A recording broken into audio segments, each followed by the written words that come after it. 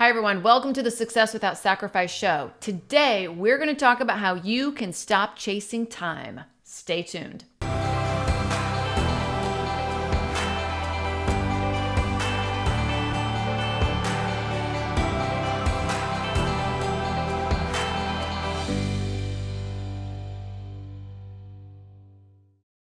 Hi, everyone. All right, welcome back to the show. Today, we are talking about how to stop chasing time, ladies, so you can have all the time you need to live the life you want. And this is going to be a juicy episode because I think everyone is pressed for time. Everyone is chasing time. How do I have more time for my meetings? How do I have more time to do strategic work? How do I have more time to show up for my family? How do I have more time to take care of myself and my health? So if you're out there listening to the show today, this is going to be a good one. You're definitely going to want to share it with someone else you know, because I promise you there's another woman sitting right next to you or lives across the street who wants to hear this. Now, remember, we work with women who are either in the executive ranks. You might be a surgeon. You might be, well, heck, you might be a senior manager, but you are someone who is a very full job. You love your career. And that means you're doing a lot of the extra. You are not a 9-to-5er who's just coming in to sort of, stamp the paper, go home, thanks for the paycheck. Now I got to go, to my kid's little league game, although a lot of us wish we could. Those are not always the options available to us. And we're going to start talking about how it can be, even though you're holding down a big job. And what I love about this topic is so many of the women that we work with, they are partners at, huge, top 10 management consulting firms, top 4, accounting firms. They are, again, surgeons. Surgeons can't just decide whenever they want to work. And when they can't, you've got a schedule that you have to adhere to, and you got a lot of administrative work. They are women in top law practices who are dealing with maybe very traditional, either male type, structures where, the guys work and they've got a wife at home taking care of the kids in the house. And now you're a woman trying to swim in that ocean. What I'm telling you is the women we work with have very big jobs they do not want to walk away from, but hell's bells, they want to have great lives too. They want to be great moms or great lovers or great tennis players or whatever it is that they love outside of their work. The point here is, ladies, we are talking about how you can go from being how you can start being a multi-dimensional woman, not someone who's like, I work.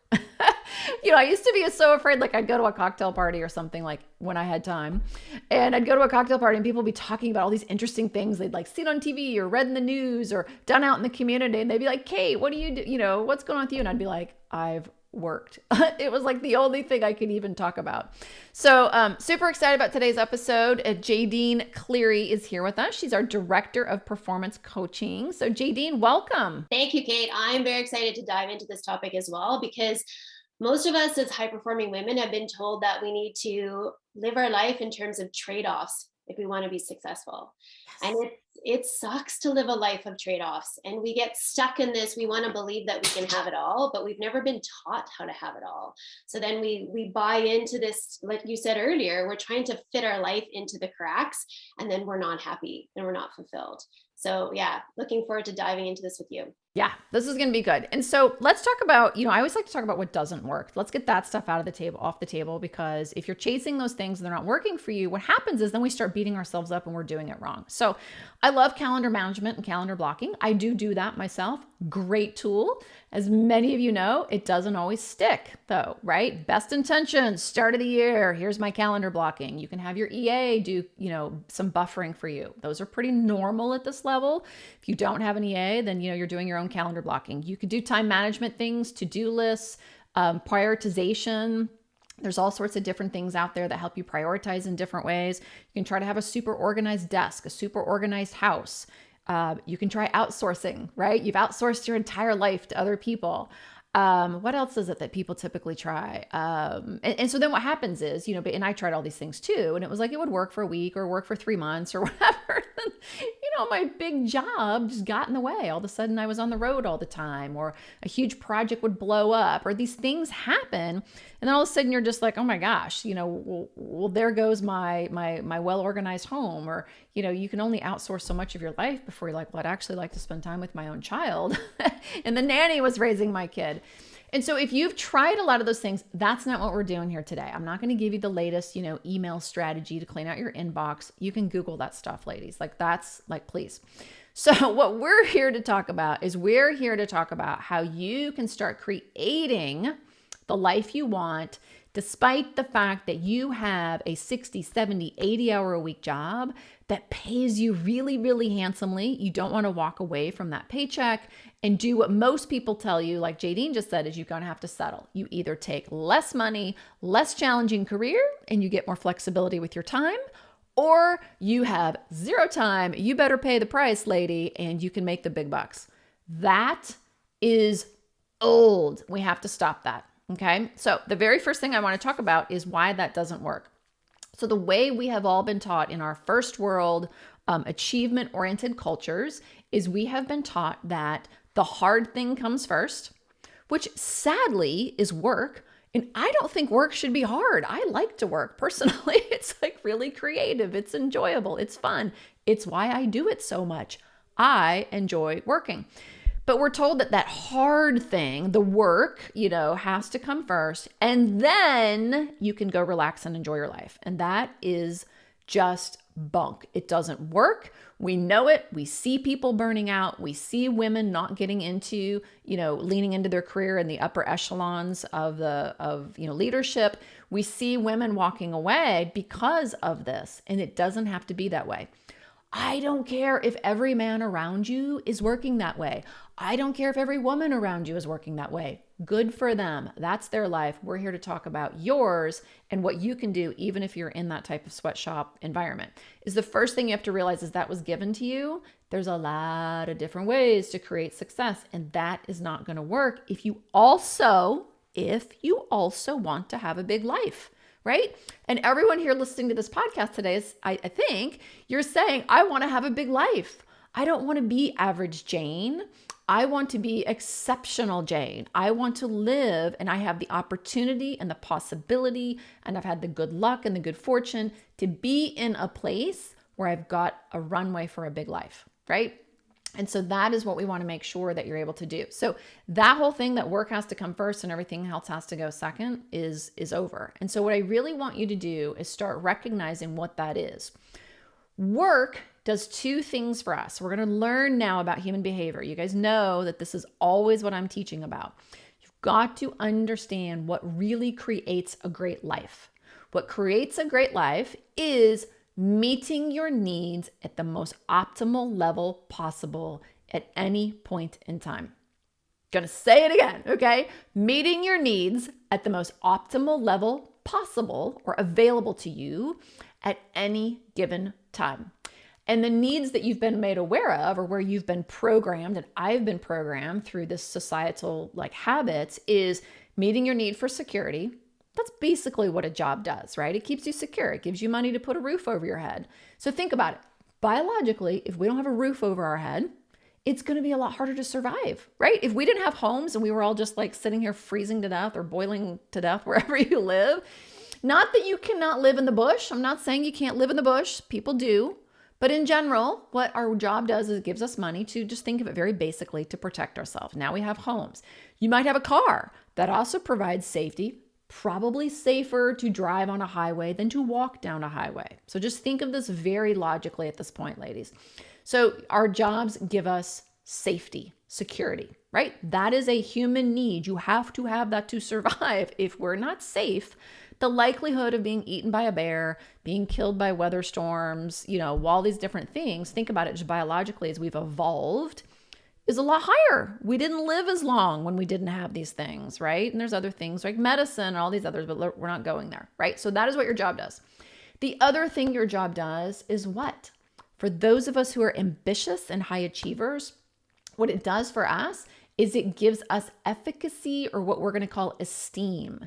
It helps you believe oh my God, I'm capable of actually taking care of myself. Look at me. I went out and got a job.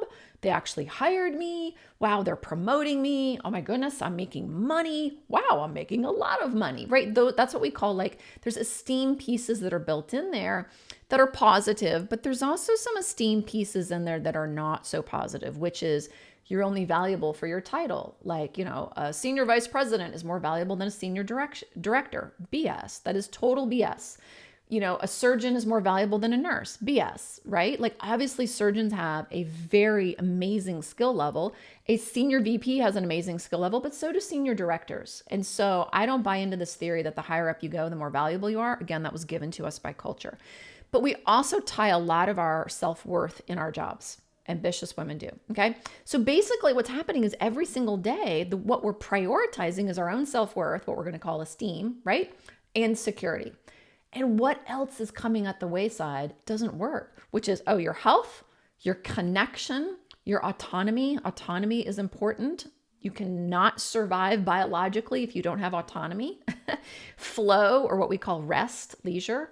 You can't survive biologically if you don't have rest. Did you know that? If you never sleep, you die, right? So these are things we have to have just to survive, but they're also what we have to thrive. That is how we evolved as a human species.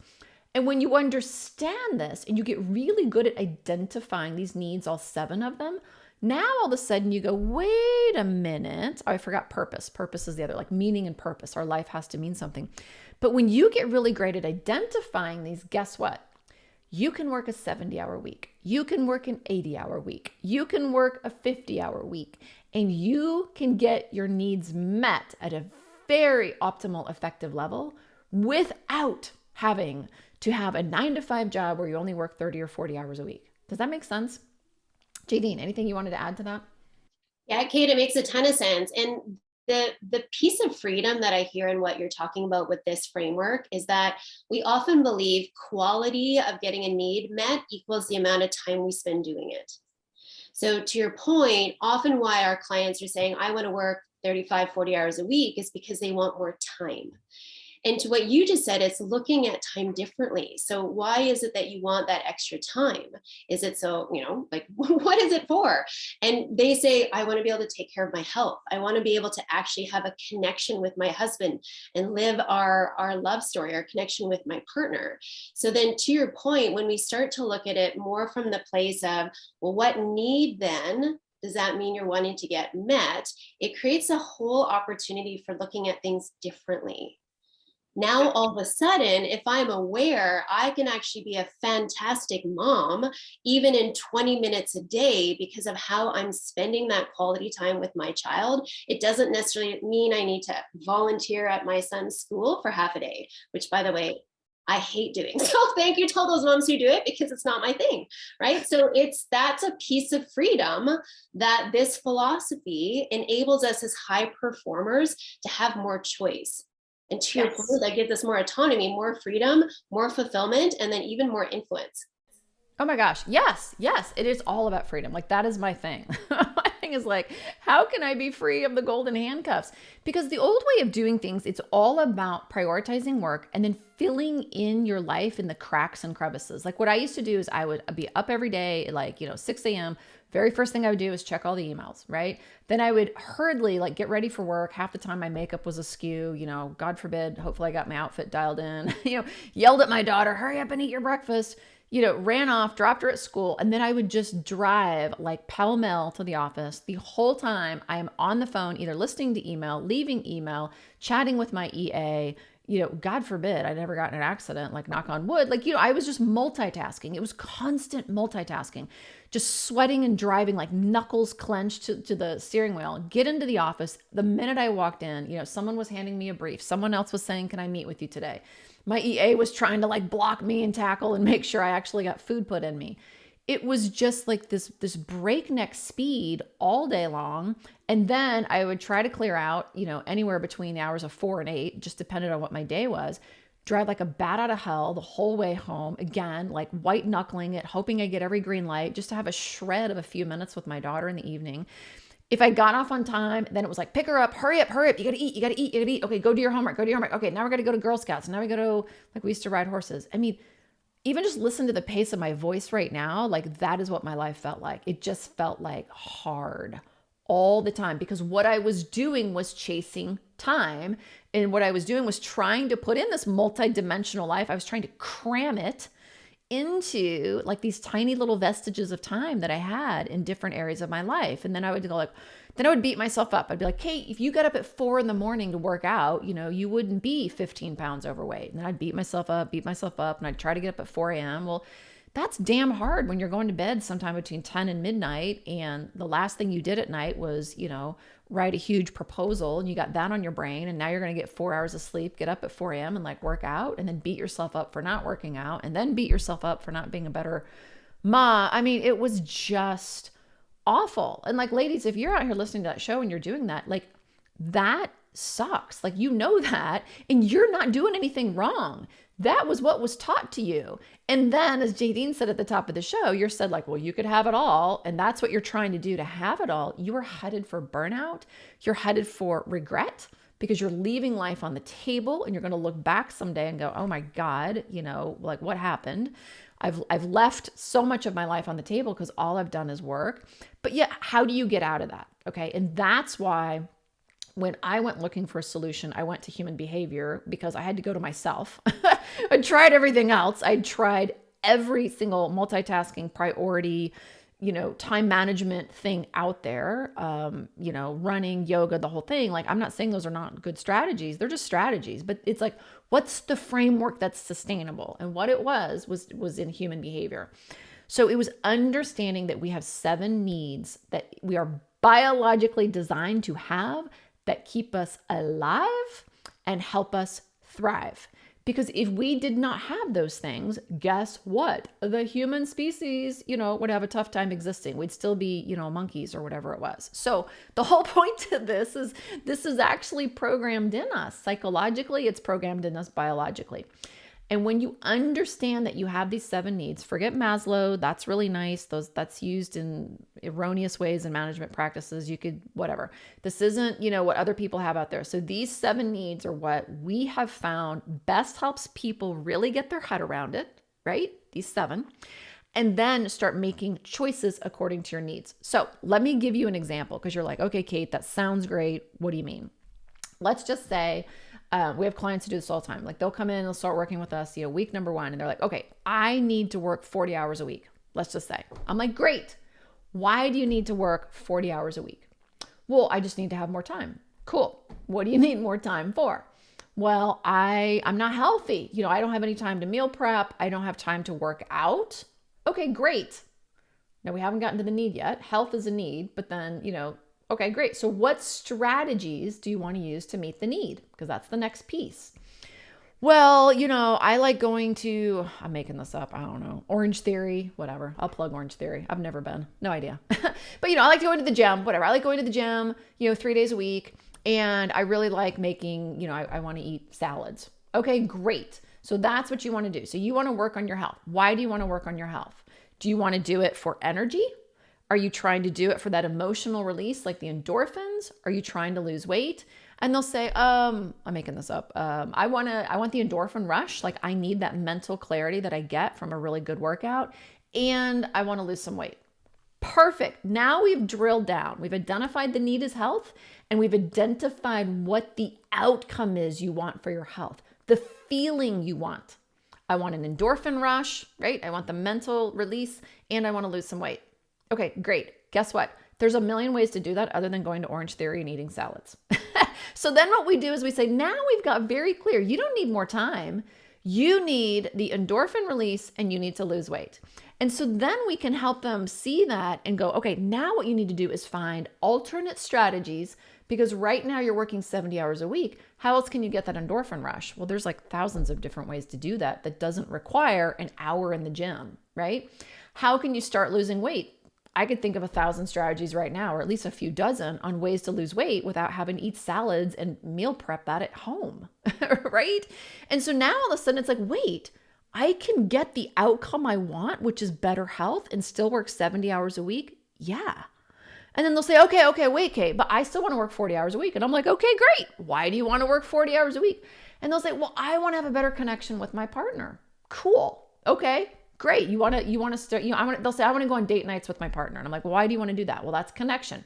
Connection is one of your 7, needs. We all have them, right? Every human on the planet has the same needs. Great. So now it's not health, it's connection. Okay, cool. So what's getting in the way of that? Well, I keep trying to go on all these date nights, and every time we do, the kids get sick or something comes up at his work or her work or whatever, and my partner can't go or I can't go, and then we don't go on a date night. I'm like, oh, okay. So why do you want to go on a date night? Well, I would have a stronger connection. I want us to be deeper in love. I feel like we're two ships passing in the night. I'm like, oh, great. So I'll say something like, well, when's the last time you walked by your partner and patted him on the butt? When's the last time you just took 2 seconds? Maybe you're in the loo at work and you text the poor dude or the poor lady, whoever your partner is, and say, hey, I love you. Like, connection. I'm not saying that your entire marriage should be through text. I'm just saying, if you are in a really heavy space at work where you're working a lot of hours, connecting with our partner does not mean a date night. But because we're high achievers, we raise the bar, and unless it's a date night with candlelit dinner in the famous restaurant that's 5-star and blah, blah, blah, blah, blah. It's like, come on, ladies. You can have a great connection with someone without ever going on a date. You don't have to go on a date to have a great connection. Now, I'm not saying that's not your preference, but what I'm saying is when you start hacking into your biology and you understand what need you're trying to meet, the outcome or effect you want, and then the fact that there are thousands of strategies for you to get that effect. We have women who are working 70 hours a week and they're living their best life and they haven't changed their hours. Now, we still show them how to pull back on hours, but what I'm saying is you don't have to. Now you've got freedom because I can work a 70-hour week, I can work a 30-hour week, I can work a 50-hour week. My needs will get met. I will be refreshed. I will have energy. I'll have vitality. I will feel in love with my life. It makes a ton of sense. And also the other thing, when I hear you talk, it's that access to flow and access to choice. And the more we understand our own individual needs from a biological perspective, it opens us up to figure out what our own individual blueprint is for how do we get our own needs met. Because this is the other thing that fails all the time is people give advice, right? Like, oh, Kate, have you heard about beet juice? Beet juice is the best thing if you want to focus on health, right? Or like you said, date night. Well, here's where my hun and I are going and what have you. And by the way, the other mistake we make with date night is we actually try to solve problems on date night, which is not a good strategy. Right. But so then we fish around in the dark and it's like throwing darts at a dartboard without truly understanding what it is that we're trying to get met.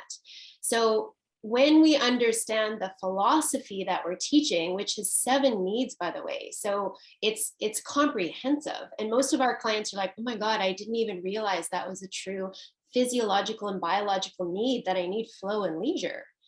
And once they understand that, it validates that this is an important component for enjoying life and for performance. So when you start to understand what those needs are for you and which strategies work for you, then you have your own dialed in blueprint so that if you only have 10 extra hours in 1 week, how you're going to spend that time to get the most energy exchange back for yourself. Yeah. And thanks, Jaden. And what I love about this also is what we're talking about, because it's so distinct from what you see out there in sort of popular culture or what you get from, your typical executive coaching. This is the stuff in college, ladies, we should have been taught. We never were. But typically what happens, and a lot of women will do this, is they'll say, okay, I'm overwhelmed at work. I can't keep operating this way at work. I'm working 70 hours a week.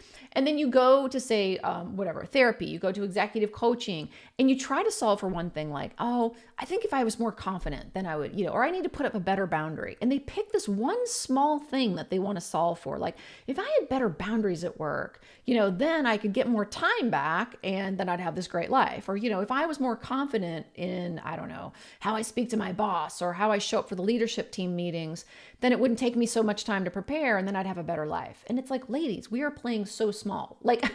I'm not saying that it's not great to have more confidence in the workplace. I'm not saying it's not great to have boundaries. We teach all that stuff too, but all they are strategies to meet your needs. But when you have your needs dialed in and you understand what they are and you start meeting your needs, guess what? You're going to have more energy. Which is going to give you what? You're going to have a lot more fun when you are in your personal life. You're not going to be yelling and screaming at your kids or your partner or, asleep on the couch, at 8:30 or whatever.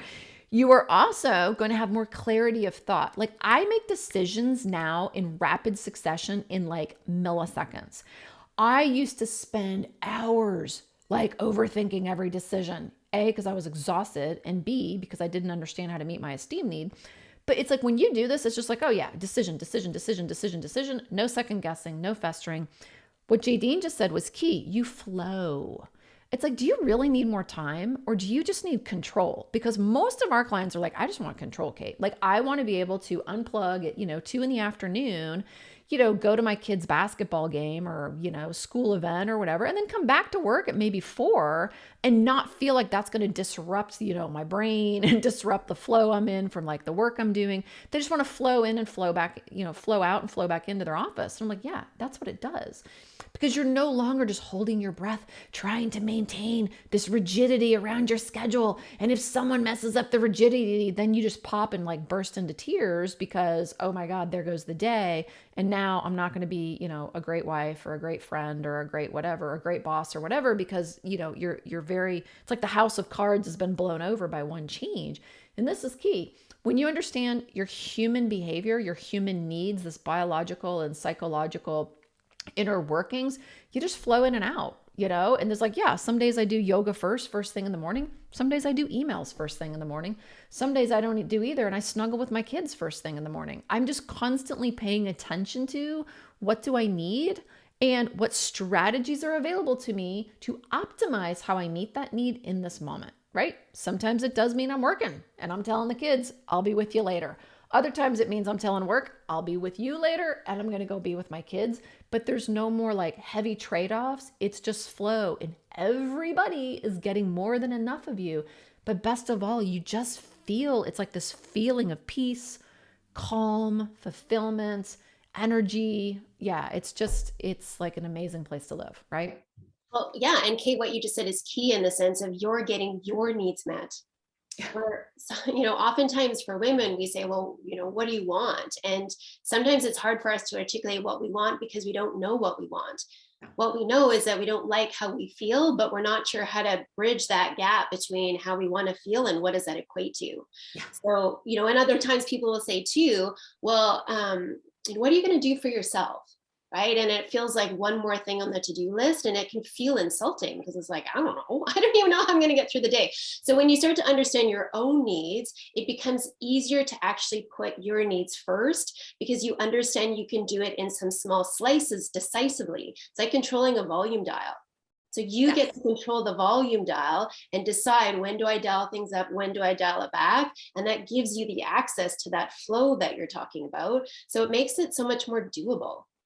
Well, and it makes it laser focused too, because I think you just reminded me of something that's really key, Jaden, which is like a lot of times, people say like, well, what are you going to do for yourself? And so you're like, okay, I'll go to the spa, and you and I are both not huge spa girls. You know what I mean? Like I go to the spa and I'm like, okay, it's going to feel great. I mean, and sometimes it does, but sometimes I'm like, crap, I just wasted like 90 minutes of my life that I could have been doing these other things I love, because that's not a strategy I really need to meet my need for flow and leisure. Like I'm not a bathtub girl. You put me in a bathtub and 5 minutes later, I'm like, oh my God, like get me out of here.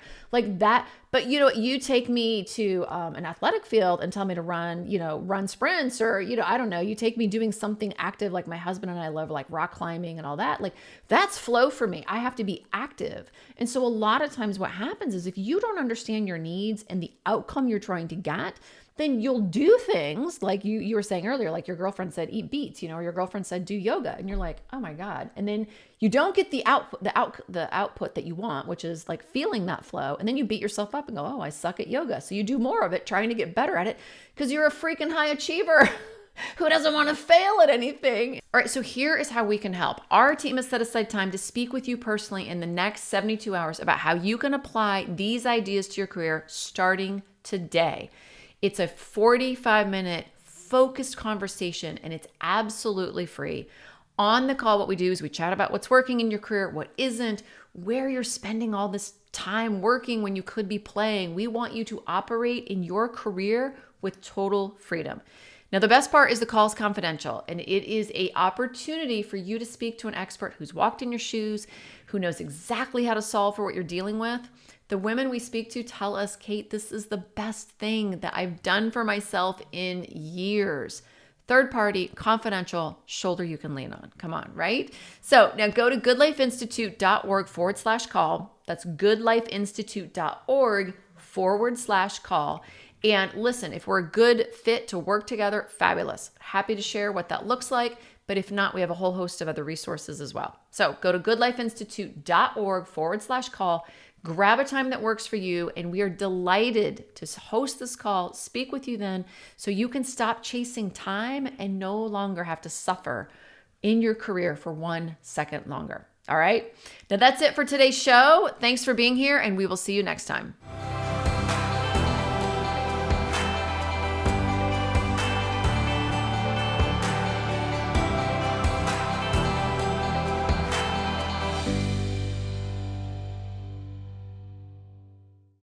Hi, thanks for tuning into today's show. If you want to subscribe, you can do that by clicking the little picture of me over there.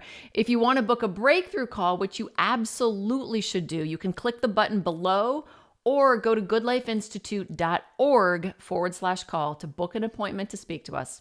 I'll see you on the next show.